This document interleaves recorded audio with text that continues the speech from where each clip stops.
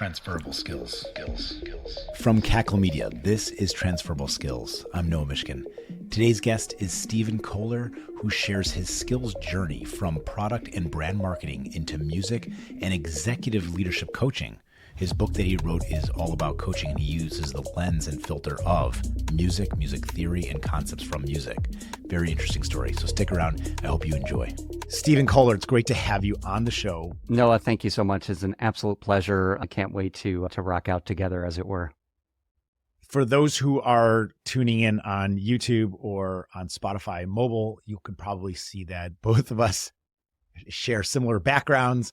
And I mean that visually. You got guitars hanging on the background. I got guitars. Early on in your career, how did you explore your interests and figure out what you wanted to get started with in your career? Thank you, Noah. And again, it's such an honor and pleasure to be here with you. And huge thanks to our mutual friend, Chris, for connecting us. I think that the executive summary, the through line of my journey thus far has all been about music. Grew up in a musical family, exited high school, knew that I wanted to do something musical in college. Although I ended up having on paper a philosophy degree major, I was spending all of my non-philosophy classes in the music building. Graduated there. I had wanted to be a full-time musician, and to pay the bills, I stumbled into what turned out to be a fabulous long business career, not expected at all.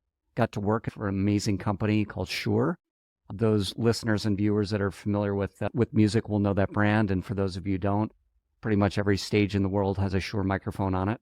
I unexpectedly got a great background and understanding in business and just exposure to so many things that I would not have expected. And after a long career in business, I really got passionate actually about the human side of things. And about 6 years ago, scratched another itch and was able to start my own business, which is something I had always wanted to do. I became what's known as an executive leadership coach, and we use music as a lens to develop people.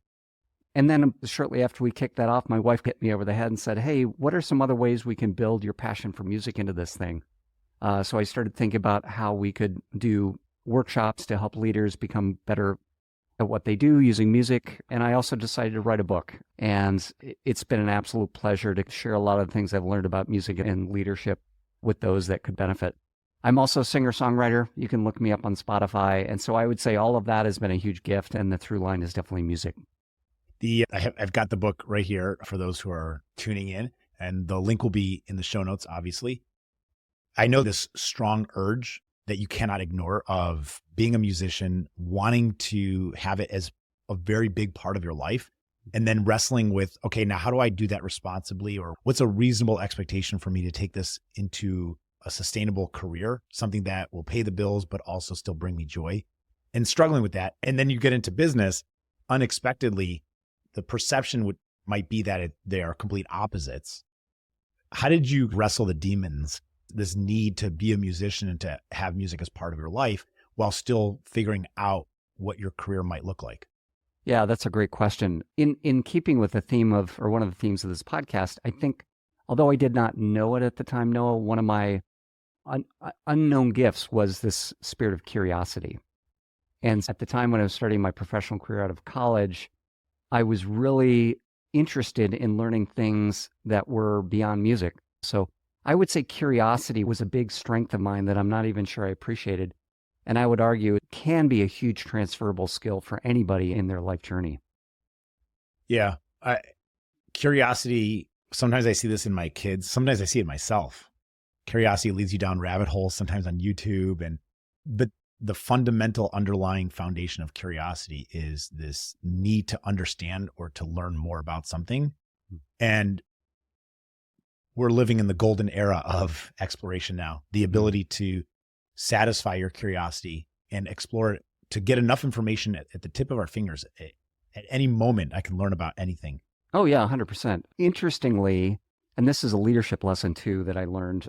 First of all, it was about relationships. That was my first lesson, and this is highly transferable about the power of networking and connection relationships. It's not necessarily how smart you are or how talented you are. And so the short answer is I was very blessed to be able to get at least my resume in the door at Shure through a set of mutual relationships. They looked at my resume. I did not have a business background. I did not have an engineering background. I didn't even technically have a music major. But what I did have was a resume that spoke flexibility, and hopefully a guy that can learn quickly. And why did I say that? Because I saw my resume say, oh, you'd probably be good in marketing. Now, I had never taken a marketing class in my life. But why do you think that they thought that then? In hindsight, I can see there are a lot of, this is generalization, but a lot of marketers, if they don't have a marketing degree, often have some kind of liberal arts degree. Not always, but at least when I was coming out of school, that was quite common.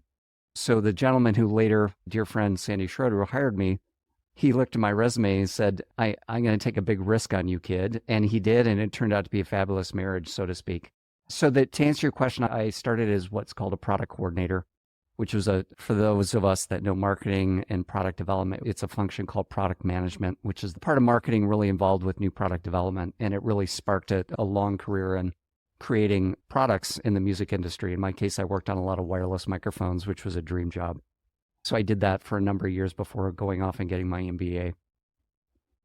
My dream would be to find a job that I can play with the things that I do in my off time personally. And that's like what you're describing is exactly that. I could spend hours, even just like this might sound boring to many people out there, arguably most people out there, looking at wires, like cables, different types of cables, TS, TRS, TRRS, like those things, like there's a big difference between XLR. I can name a whole bunch of other ones, 1/4 inch, 3.5 millimeter.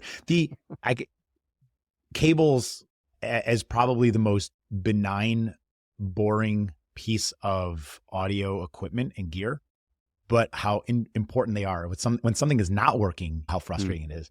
And to understand the difference between some of those cables is important in order to know its functionality and use.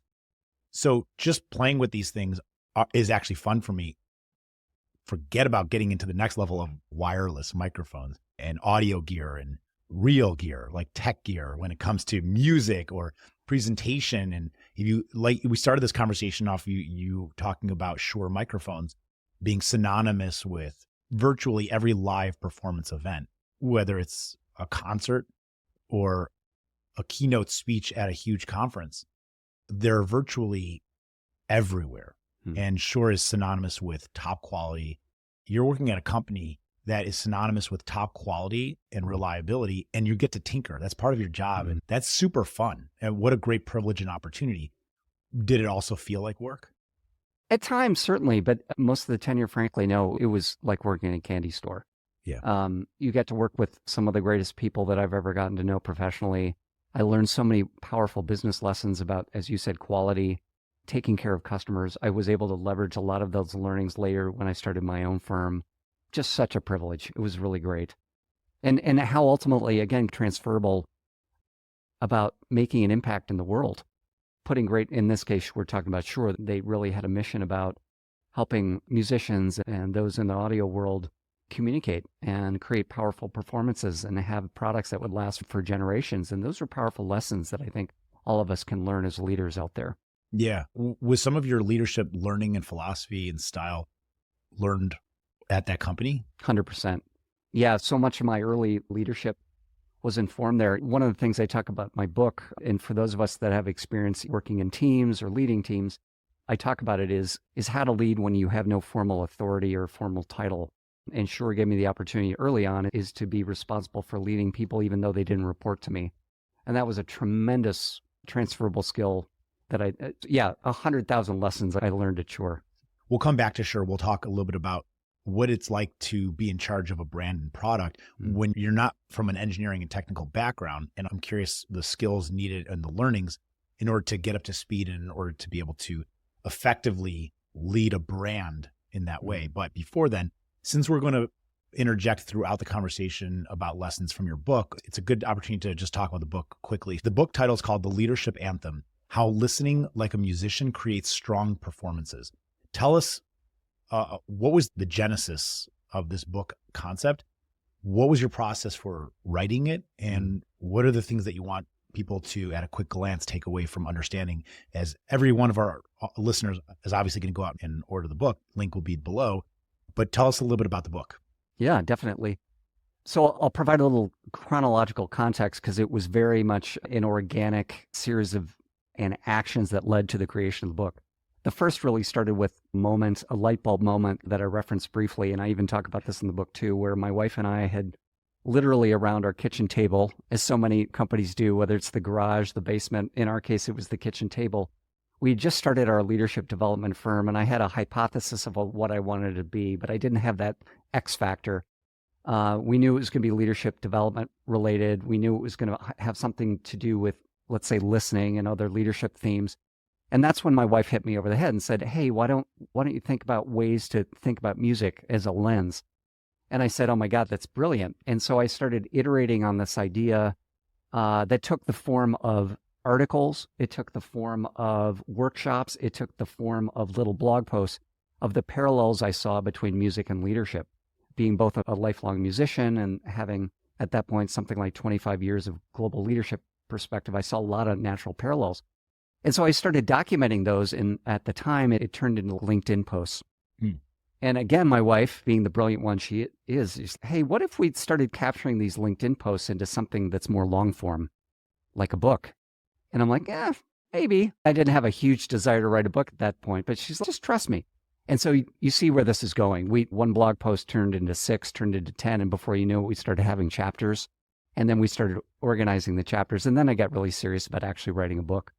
Can I ask you about the LinkedIn post? Please. Did you get any kind of confirmation on the theme of your eventual book through your LinkedIn posts? I did. And I love that question because it brings up, I think for anybody who's a creator or an entrepreneur or leader, it can be interesting what assumptions you bring into a situation. And I had a certain hypothesis or assumption that musicians would get this and that non-musicians would scratch their head. And actually, no, it was almost the opposite. Musicians certainly appreciate the concept. It's fairly obvious for them, even if they don't have a corporate background. It was the non-musicians that really exploded over this, so to speak, and gave me that confirmation. And it was people particularly who did not themselves think of themselves as creative or musicians. Do you think those people wanted to think of themselves as creative? Definitely. And one of the things I explore in the book, and we do a lot in our workshops, is help people reframe and shape their own mental narratives. For example, many people that I encounter will say, I'm not creative. I could never write a song. I could never write an article. I could never paint a picture, whatever. And I love working with that because we're all creative. One of my favorite musicians, I think you and I may have mentioned it, bass player Victor Wooten says, every single one of us is musical. We just haven't discovered it yet. Yeah. And I love that as a narrative for leadership and creativity because a lot of us have this narrative, I'm not creative, and helping people kind of reframe that and say, actually, you are creative in lots of ways. Do you like to cook? Do you sit down with your daughter on the kitchen floor and draw a picture together? Well, you're creative, right? Do you work on a new product at work? You're creative, right? You don't have to play a musical instrument. It doesn't have to be the more traditional arts from creativity, but rather, how do you think about something in a unique way, in a different way than the obvious? And how do you bring those results in different formats, in different media?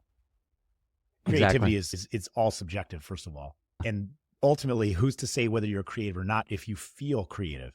Isn't that the only important thing? If your expression of this one principle, this one project is creative to you and you're satisfied with the results, that's creativity. Incidentally, did you see that video of Victor Wooten, who is trying to explain that there are no wrong notes? Trying to demonstrate there are no wrong notes. Yeah. So I love that video, and actually he borrowed it from Miles Davis. Miles Davis said there are no wrong notes.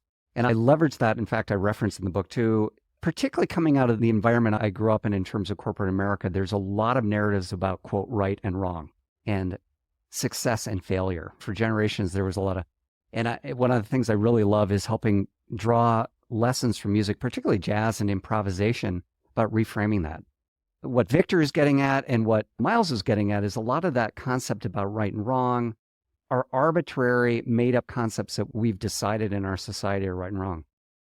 And you can look to the world of, let's say, entrepreneurship to say there's no failure, there's no wrong, there's just learning.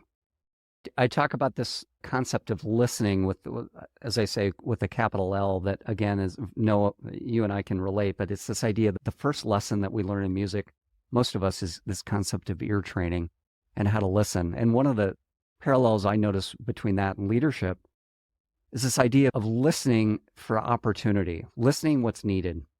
So you listen inside in your heart and figure out what your values are and what you want to bring forth in the world. You listen around you, whatever environment you're in. Let's say you're in a business environment. You listen to your customers and what they need.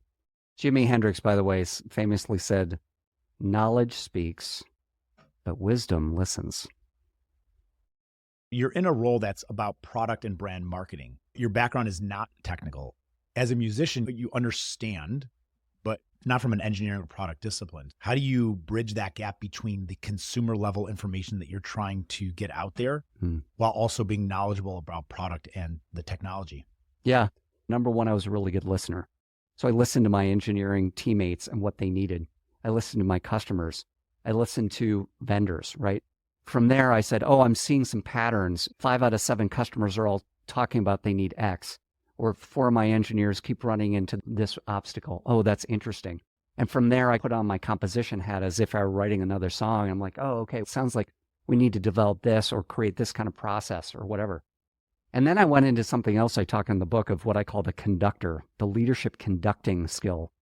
And when you're a conductor, what are you doing? Ultimately, you're facilitating, I believe, and you're bringing out the best in others.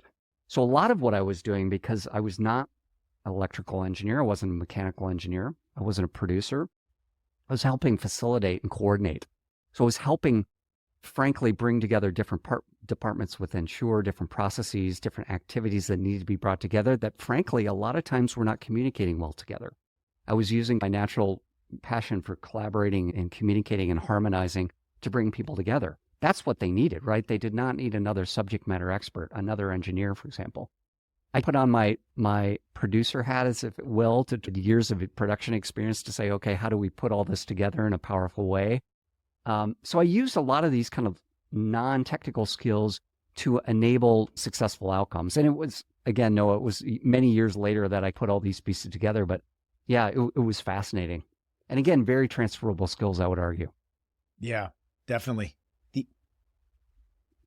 What kind of perks do you get when you work there? Do you get to I'll never tell. Yeah. No. Do you get access to like recording rooms? Do you get to try out all the gear before it's even like fully baked? Oh, do you yeah. get to collaborate on things? What kind of fun stuff do you get to do? All of the above.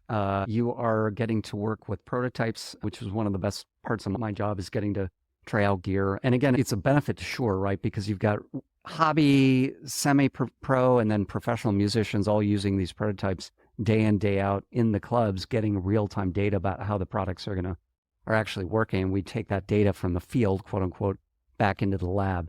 It was wonderful.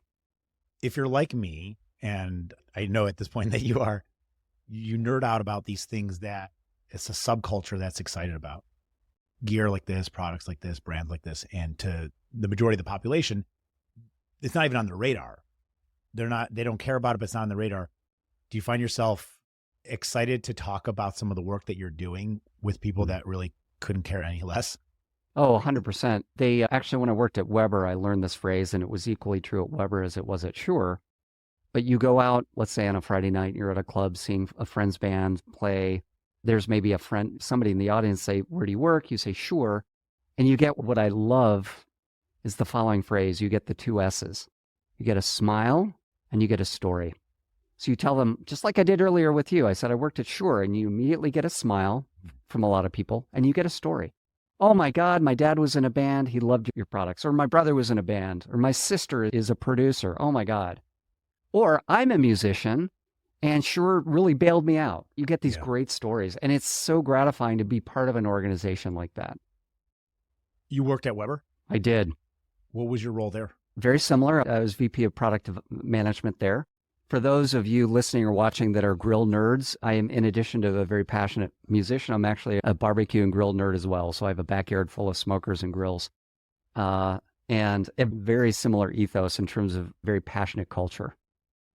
Tell me why. Oh my gosh. It is ultimately grilling, much like those of us involved in music, it's a passion. It's a lifestyle. It is very zen. It's hard to describe for many of us, much like music. Many of us grew up next to a loved one. In my case, it was my father, who I grew up next to grilling. It was a huge part of our sense of connection. And I would say, no, actually, many years later, I saw as a parallel, it's artistry.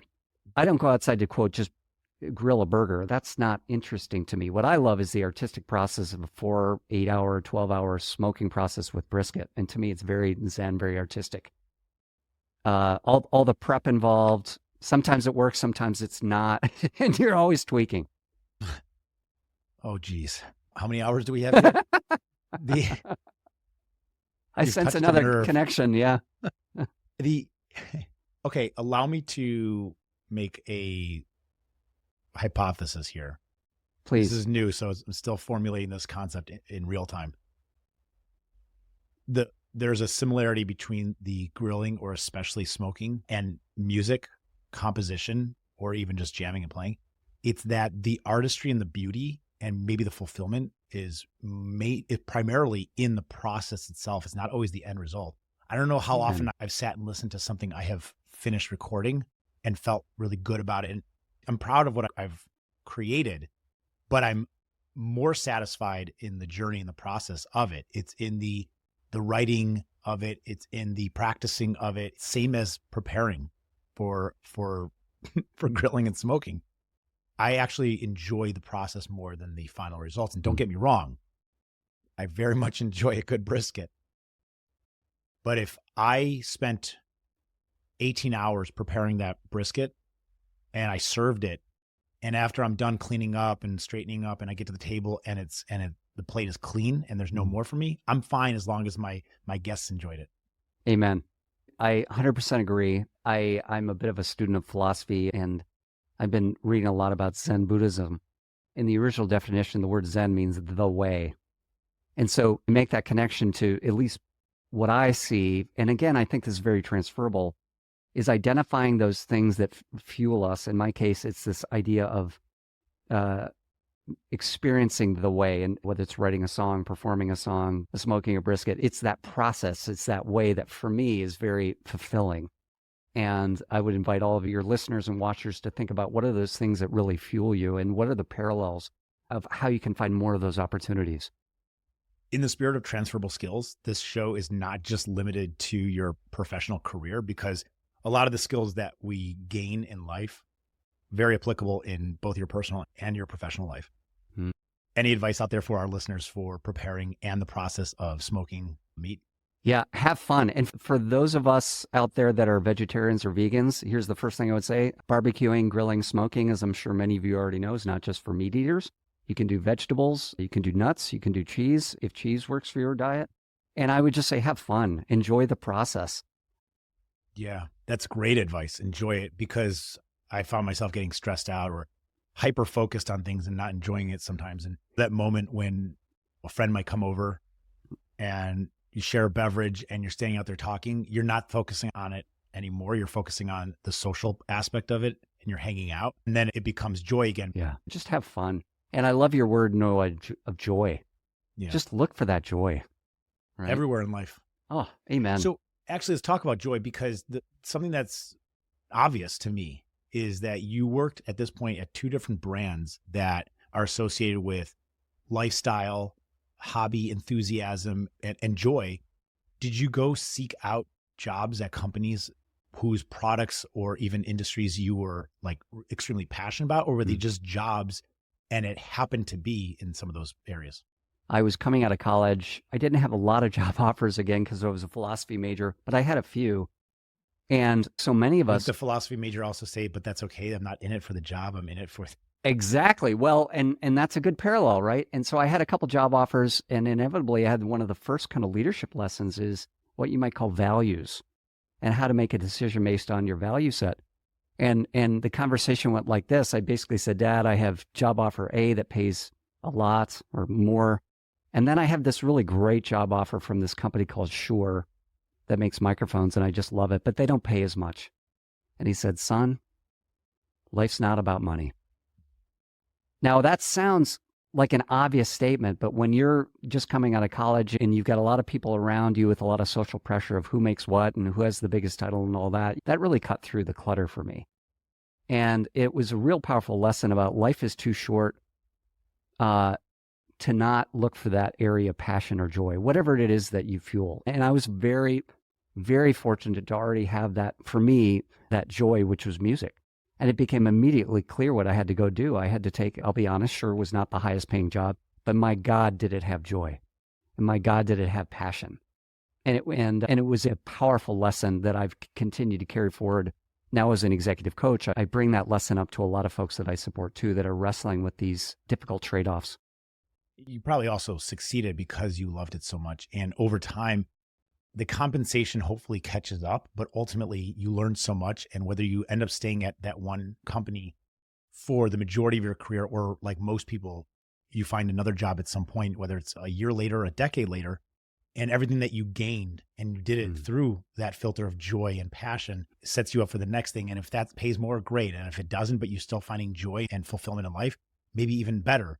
Your father's advice seems like maybe philosophy was fundamental and something that you grew up with in your house. Is that the truth? It is. We had a lot of books growing up. I fell into love and philosophy of all places in French class, where we were actually, I was maybe not the best French student, but I really loved the literature that we started reading. We started reading all this French philosophy. And anyway, that another interesting lesson about transferable skills is you never know how different things in your life will connect.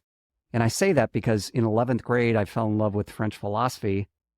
And then 15 years later, I'm using that in perhaps a very unexpected way, and that had to do with strategy.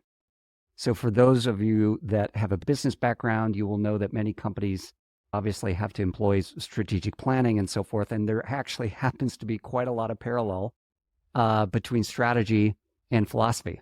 And I saw that even further when I got my MBA later. And so to answer your question, yes, philosophy ended up being a very powerful tool later in my business leadership career, because you have to look at scenarios from a lot of different perspectives. And my philosophy degree was a powerful kind of foundation in doing that, particularly as it relates to strategic planning. While you think of an example to give me about that correlation between philosophy and strategy, I want to just touch on the follow your passion, not the paycheck. When you're first starting out in your career at a young age, there's an expectation that you're not going to be making the most money. You're looking for experience. You're looking for that first door to open and gaining experience. So hopefully you get one that pays you responsibly. As you progress through your career, there's an assumption that we put on ourselves, this expectation that my worth is compounding, and therefore my value is compounding, and I should be paid as such. And I don't know if that is true. I don't know if that is necessary, but it certainly is a pressure that our society puts on us, and we take to heart. It's like a subconscious decision that we make that the next job has to pay more than the previous one. And yet it doesn't always translate into following your heart and your passion. So there has to be a balance. First of all, you have to earn enough to cover your costs, your burn, feed your family, and even do the things that you want to do, not just the things that you need to do. I'm just saying, I want to be one of those people. I want to be somebody that chooses my heart over my perceived compounded value. Amen. You know, one of the questions I like to explore in a coaching session with somebody that gets to the heart of this is a question. I'm in this job that's burning me out. I make all this money and it's killing me. And then when I dig a little bit deeper, they almost always have some passion that they'd like to go into. And they have a lot of fear around that, largely around identity. Who am I if I leave this high prestigious job? Who am I if I make less? What will people think, right? And I often ask the following question: what if you had a year left on this planet? Some version of that question. And you know what, Noah? It immediately brings clarity. And they're like, oh man, I'd quit this job tomorrow and I'd go start that nonprofit. I'd go volunteer. I'd go spend more time with my family. Immediate. It's such an obvious answer. Immediate. So what's keeping us from framing our lives regardless of how much time we have left? I don't know. It's such an obvious answer. It's noise. And to be empathetic to all of us, we have, particularly in the Western part of the world, we have a lot of noise around societal norms. You talked about identity and value, meaning my value on this planet is one and the same with what I make money-wise or my title, my job.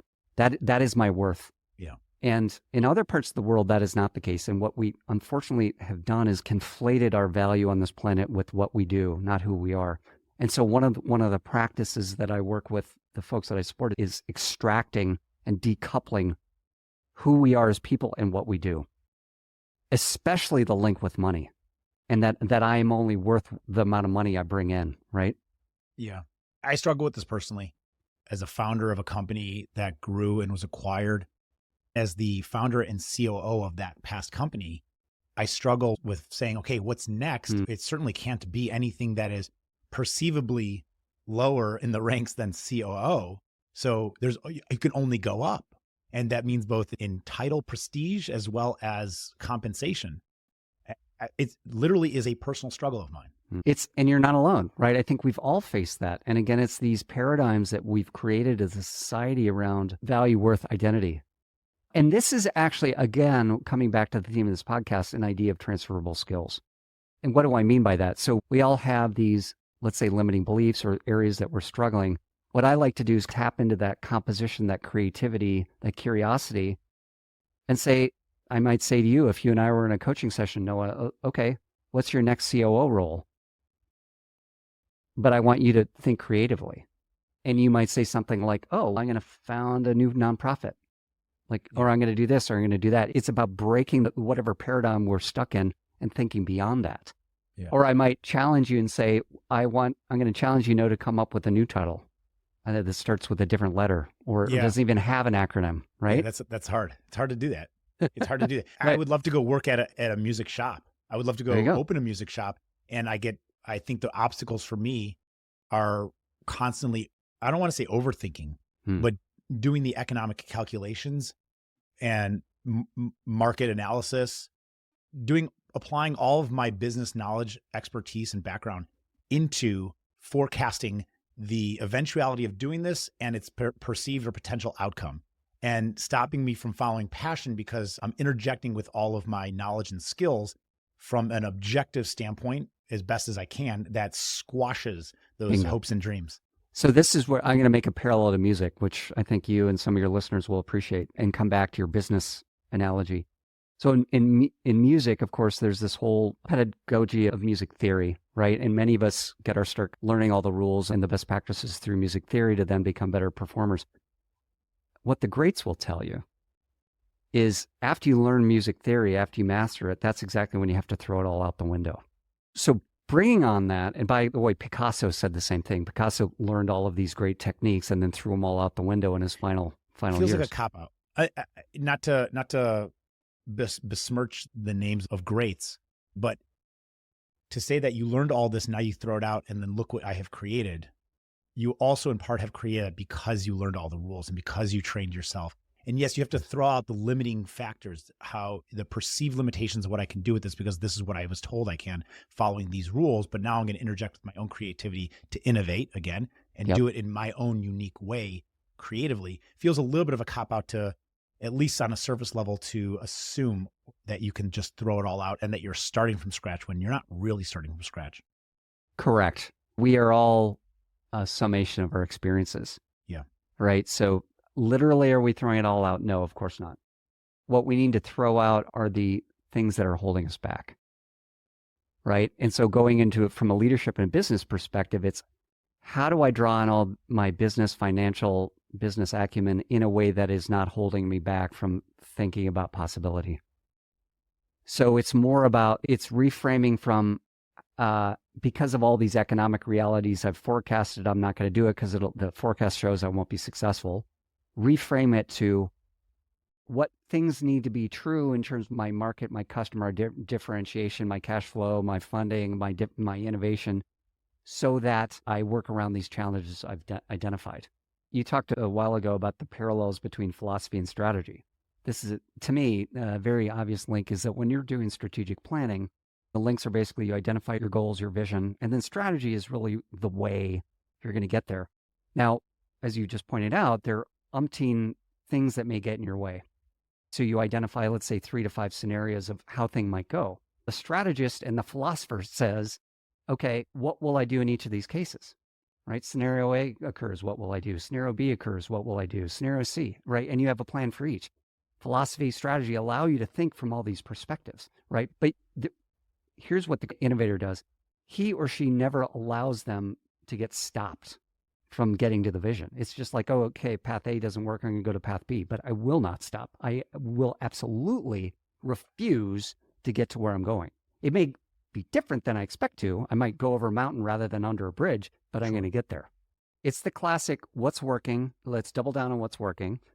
What isn't working? How do we learn from that? And then how do we pivot and integrate? Do you think people struggle to do that when evaluating their own strengths? Oh, it's the hardest thing to do is to look at oneself, particularly strengths. As a coach, one of the first things I do is usually when I'm working with somebody, a lot of that inner critic, as you talked about the devil on your shoulder, and particularly I work with a lot of high achievers. A lot of these folks start every conversation of all the things that they don't have, that are not working, the things they've screwed up. And what I love to do is flip the frame and say, let's talk about some of your superpowers. And they say, oh, I don't have any I'm not very good. I'm not this. And then we look at some data, and we might look at a personality report or a 360 or some experience from their career. And they're like, actually, I guess I am fairly creative, or I'm pretty good at analytics, or I'm pretty good project manager. Again, transferable skills. I'm actually pretty good with people. I'm actually really good at building relationships. One of the hardest things we are is A, to look at ourselves, and B, recognize strengths. And then to leverage those strengths to get past these limiting beliefs, whatever they may be. Because it's almost, in my experience, as a coach and a creator and a business person, the biggest obstacle, I know it sounds like a cliche, is almost never something external. It's the internal voice. Now, we tell ourselves it's funding, or it's audience, or it's whatever, but it's almost always something that starts internally about a belief of something that can't be done. There's also a part in leadership about making a choice to say, and I'll speak about myself as an example. My strength tends to be more conceptual. I'm not a quantitative, I'm not an analytical guy, and I know that. So using the lens of music, I might say, okay, what can I learn from music on that? Oh, one thing is look around me and who can I add to my ensemble to add to that, let's say, area that's not a strength. So I'm a great guitar player. I'm not a good bass player. I'm a terrible drummer. So what does that mean for my ensemble? Let me find the world's best bass player in my community. Let me find a rock star drummer. Compliment me. The same is true in business. Yes, you can, quote, fix your weaknesses if you choose. You can also find a rock star analytics guy or gal, right? Or if you're that quant person, who's a really great creative thinker? How can I add them to my team? So this idea of broadening your ensemble rather than trying to fix or change yourself. Yeah. I like that you use the proverbial rock star. That's usually the analogy used in business, but you literally used it in the example of a band. It's so obvious when a band has a weak link. It's less obvious when a leadership team in business has a weak link. I'm sure you know this book, Noah, but for your listeners and watchers, there's a classic business leadership book called Good to Great. And in that book, the author talks about the 5 levels of leaders and leadership. Level 5 is this idea of you are measured as a level 5 leader of how well you have grown other leaders. Not how well you're doing, how well you've grown others. And so that's a big metric for me. And I think a lot of coaches, whether you're an athletic coach, an executive coach, a producer in a musical setting, whatever the word coach might mean to you, it's not about you. It's about what you've enabled in that person you're supporting. Yeah, said. That's fantastic. You've talked about some of the work that you do right now. So tell us a little bit about specifically the type of leadership coaching that you do now. Absolutely. So the firm that I lead along with my partner, my wife as well, Michelle, is called AUDIRA Labs. That's relevant because in Latin, the word audire means to listen. And so we are a boutique leadership development firm that provides one-on-one executive coaching, team development workshops, and keynote speak. That starts with the premise that the best leaders learn how to listen. And another kind of key thing is that we use music, as I've referenced, as a mode and as a practice to help leaders think about new ways to lead and amplify. So aside from one-on-one coaching, we do team workshops that use musical concepts, musical instruments, musical exercises to be interactive, to be experiential, help people communicate, collaborate, and have greater impact. And then finally, we do keynote speeches as well. In any of your workshops, do you find that there are individuals who don't have a musical background and are maybe apprehensive? And how do you get them to break out of their shell and to participate? Yeah, excellent point. And yes, there are. I would say there's a good maybe 30% in our workshops that start off a little apprehensive. And again, it's fascinating because a lot of folks have a mindset that they are not creative and that they cannot engage in something that's creative, or if they do, that they will somehow be made fun of. It's some story like that. What I love is during the duration of a workshop, shifting those mindsets to actually you are creative, you can be creative, and you will be. And I say will because a big part of our workshops is getting people to experience something that is creative. For example, one of the things we do is have people literally write what we call leadership anthems as groups, as little bands, and they'll talk about let's say the mission, vision, values of their team or their company and create a song around it. And so by the beginning, oh, I can't do this, this is scary, to, oh my God, I just wrote a song, performed it in front of my colleagues and had a blast. And it's related to what I do every day. And they walk out with a new perspective. Oh, they walk out with more than a new perspective. They walk out with something tangible that they're proud of and quite unique, much better than a branded tablet of paper or a pen from the conference or event. They walk out with a piece of music that they created that is specific and unique to them. Amen. Amen. It's a lot better than a boring PowerPoint slide that they had to watch, right? But can I ask you about that? From a skills perspective, what is your answer to the presentation slides that maybe there is a necessity to having content above in front of everyone? What is your answer to that solution? Do you have one? I am learning one, I would say. A couple things come to mind. Steve Jobs, who I know was brilliant. He was not a perfect human, but he was brilliant. And he had a couple phrases on this. It's, if you're having to rely on a PowerPoint slide to engage your audience, you don't know the material well enough. Yeah. Now, he would occasionally have a slide or two behind him to maybe set context. What I've found as a coach, as a leadership instructor, as a musician, and it's a bit of a bias, is you want to engage your audience. You want to interact. So yes, of course, you could have a slide or some kind of prompt behind you. That's really perhaps necessary. It's not sufficient. So what I do is I may have a concept or a model or a framework that's behind me. And that's maybe the only thing I throw behind me. The rest of it is a series of interactions with the audience where I'm talking, I'm asking questions, I'm listening, facilitating, I'm having them interact with each other, taking this idea or this concept in their own way and then applying it because they're experts. They're the experts. Where could anybody listening find more information about your practice, the services, and where can they learn more about you? Yeah, thank you so much for asking. Again, it's a true delight to jam with you today. I think the easiest place is to go to my personal website, stephenjkohler.com. On that, you can learn about my leadership firm, AUDIRA. You can learn about my music, which is on Spotify. And please follow me if you haven't already. And then my keynote speaking as well. And I'd love to connect. I genuinely enjoy connecting. Send me an email, send me a text. My phone number's up there. Send me a DM. I'd genuinely love to connect with you. Very generous and gracious of you. So thank you. I appreciate you spending the time with us. I've enjoyed this. I like how you said jamming with you today, because that's what it is. And that really is the message of your book, The Leadership Anthem, which is the blending of music and how music can influence your leadership style through the philosophy and the theory and all that stuff. So that was a perfect use of that word, jamming here together verbally and intellectually. So thank you for being here. It's been a true pleasure and honor to have you. It's been my honor. Noah, thank you so much. A huge shout out to this show, that what you're doing. I think it's a powerful mission, and I know what an impact that it's making to everybody. Thanks so much. I want to thank Chris Brown for recommending Stephen as today's guest, and to you, our listeners, for joining us on this episode of Transferable Skills. Remember, the skills you've gained can take you anywhere. Until next time, keep exploring those transferable skills.